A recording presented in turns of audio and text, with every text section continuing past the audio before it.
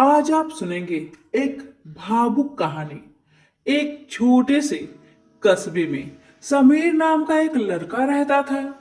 बचपन में ही पिता की मृत्यु हो जाने के कारण परिवार की आर्थिक स्थिति बड़ी दयनीय थी। समीर की मां कुछ पढ़ी लिखी जरूर थी, लेकिन उतनी पढ़ाई से नौकरी कहाँ मिलने वाली थी। सो घर घर बर्तन मांजकर और सिलाई बुनाई का काम करके किसी तरह अपने बच्चे को पढ़ा लिखा रही थी।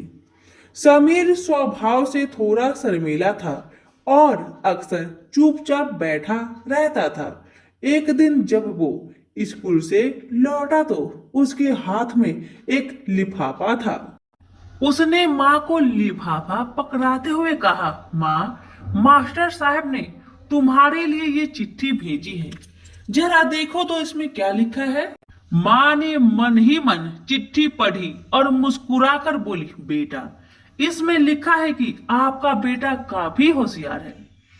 इस स्कूल के बाकी बच्चों की तुलना में इसका दिमाग बहुत तेज है और हमारे पास इसे पढ़ाने के लायक शिक्षक नहीं, इसलिए कल से आप इसे किसी और स्कूल में भेजिए।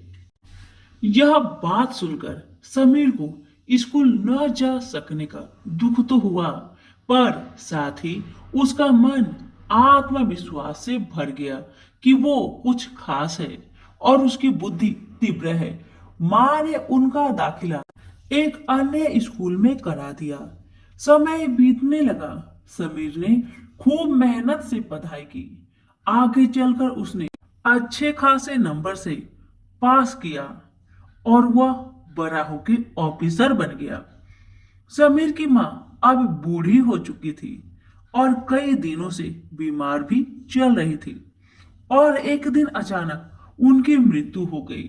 समीर के लिए ये बहुत बड़ा आघात था। वह बिलख बिलख कर रो पड़ा। उसे समझ नहीं आ रहा था कि अब अपनी मां के बिना वो कैसे जिएगा। रोते रोते ही उसने मां की पुरानी अलमारी खोली और हाथ में उनकी माला, चश्मा और अन्य वस्तुएं लेकर चूमने लगा। उस अलमारी में समीर के पुराने खिलौने और बचपन के कपड़े तक संभाल कर रखे हुए थे। समीर एक एक करके सारी चीजें निकालने लगा और तभी उसकी नजर एक पुरानी चिट्ठी पर पड़ी। दरअसल वे वही चिट्ठी थी जो मास्टर साहब ने उसे 18 साल पहले दी थी। नम आंखों से समीर उसे पढ़ने लगा। आदरणीय अभिभावक, आपको बताते हुए हमें बहुत अफसोस हो रहा है कि आपका बेटा समीर पढ़ाई में बेहद कमजोर है और खेल कूद में भी भाग नहीं लेता है।